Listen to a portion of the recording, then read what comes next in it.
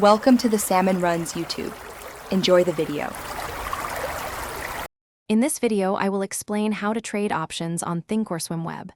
First, log in to your account using your web browser. Once logged in, locate the Trade tab at the top of the page. This is your gateway to the options trading interface. Next, you will need to select an underlying security, such as a stock or an exchange-traded fund, to view its available options contracts. This easy guide will walk you through each step.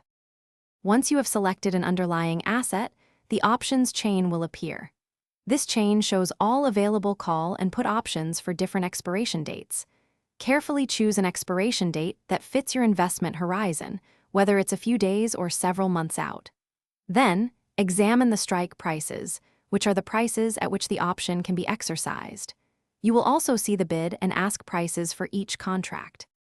To place a trade, simply click on the bid price for selling or the ask price for buying a specific option contract. This action will open the order entry panel. Here, you will select your desired order type. Common choices include limit orders for precise pricing or market orders for immediate execution. Next, input the quantity of contracts you intend to trade, remembering that one contract typically represents 100 shares of the underlying asset.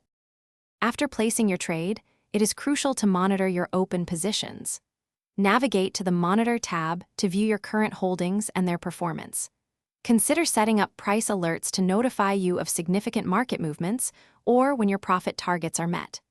When you are ready to exit a position, simply place an opposing order, for example, selling a call you previously bought, to close it out efficiently.